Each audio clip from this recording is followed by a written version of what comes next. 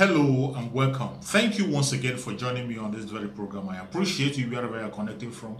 If you are joining me from Africa, Asia, Europe, America, Australia, I appreciate you so much. Thank you very much for being there all the time. Please kindly go to the comment section and comment, give your opinion, say it the way you feel it. It's all welcome. If you have not subscribed, kindly subscribe to my channel. Click the notification bell so you'll be notified each time I upload a video. You will be among the first to receive it. Thank you and remember this. Once again, I bring you information on things that are happening in the contraption called Nigeria. A lot of people are trapped in that contraption. Things are not going well. A lot of things have gone wrong. The government is not helping matters. And the people who are in power, who call themselves the Fulani cabals, who are remoting the country, are causing more havoc, causing more harm than good. It is so sad. It is so sad. We cannot stop talking until things get better. We cannot stop talking. I want to bring another information to you. I saw a video. You know, most of the time when they are talking about this freedom of movement, you hear some commentators come out, you hear some governors or some elites in the north saying that the Fulani man have the right to move to any angle of the country. The Fulani man have the freedom of movement, that the Ecowas security gave them the freedom to move to all parts of the country. You hear the Bauchi state governor coming out to tell us that Fulanis are citizens of the world, that they have right to move from places to places. They have right to exist in Niger Delta. They have right to exist in the southeast. They have right to stay in the Port Harcourt. They have right to stay anywhere they want to stay. Telling us about the Ecowas treaty, the freedom of movement. We have serious security challenges in this country that are different in all the geopolitical zones if you look at it. And I was expecting that the governors will close themselves in where they did and then address these issues, come up with the 3 solutions that they mentioned, and then come and discuss with the president in a closed session, as we call it in the Senate.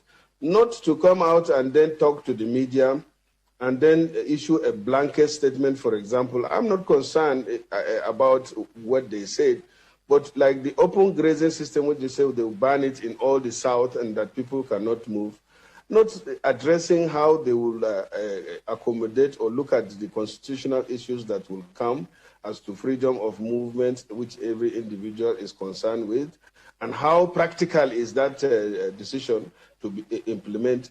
I was thinking that they will come out with the immediate solution, mid-term solution, and the long-term solution to open grazing system. When you hear them speak, honestly, you think that they know what they're talking about. They don't know what they're talking about. When you talk about freedom of movement, nobody is denying you the freedom of movement, be you a Fulani or whoever. But what we are saying, if you are moving, move to the city where people will see you, follow the rules and regulations, rent a house, live in the house, or you can equally go there, do your business and get back. That is how you have to move. You can, just like the way we move, you travel to all parts of the world. You can travel to the United States, you can travel to the UK, you can travel to Japan, you can travel to Australia. You go there, do your business, rent a house, stay there if you want to, and then come back. That is the way a normal human being lives life. But for you to move into another region and begin to occupy people's land, that is not freedom of movement. The freedom of movement does not give you land right to go and steal people's land. It doesn't give you right to go to someone's land and occupy it by force without any legal backup. It doesn't give you the right to go to another man's land, occupy his land and destroy his property, all in the name of having a freedom of movement. That is not freedom of movement. These people come out shamelessly on television most of the time and begin to talk about this freedom of movement to back their Fulani agenda, which is very horrible. They think that they are talking to foolish people. They think they are talking to senseless people like themselves, not knowing that we all know what is going on. When you talk about the Ecowas treaty is very clear, and what is said is very clear. I do not want to say it more. I want to share with you a video of a lawyer who has explained it more. Maybe after listening to him, they will understand better what it means when people say freedom of movement. It has limitation. You don't use your freedom of movement to go and destroy people, take their life and their property. That is not freedom of movement. I want you to watch this video with me. At the end of the video, you might reach a conclusion and understand what freedom of movement is. This video, more especially, is going to help those Fulani Janjaweed who think that they have sense and they do not have. Those are elites and governors who are not even qualified to be local government chairman.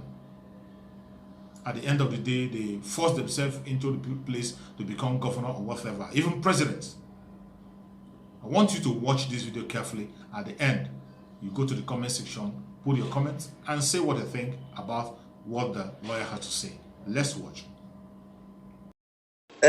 When the Constitution says in section 38 that you have a freedom of movement, it is not a freedom to trespass on the right of property of others. The freedom of movement simply means, Ayo, that you as a human being, you are entitled to travel. You are entitled to go anywhere you like in the public areas without restriction on your liberty. But I cannot use freedom of movement to enter Channels Television by force, or carry my cattle and enter the premises of Channels Television where you have locked your gate, because you have already acquired the right of property over that land. Maybe you bought it from somebody. And the moment you have that right, I cannot use my freedom of movement to take my cattle into your premises by force and dwell there. There's no such constitutional right. The people who own farmland, the communities that own that land under the Land Use Act, which is under the Constitution. The land belongs to the people. So if I need to do any work within their land, I need their permission to sit down with them to negotiate the terms of what I want to use the land for. How many years? What quantum of land I require? What will I be doing on the land? How much will I pay for it? So you cannot say that you will move within other people's property by exercising right to freedom of movement. And I think it's clear that the people who own property have a right to defend their property. And if you need to use their property, you require their consent.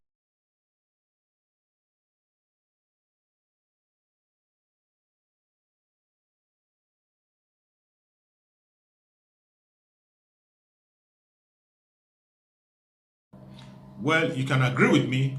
Very clearly, it has been explained. I can't explain it more than he has just done. That is what freedom of movement is.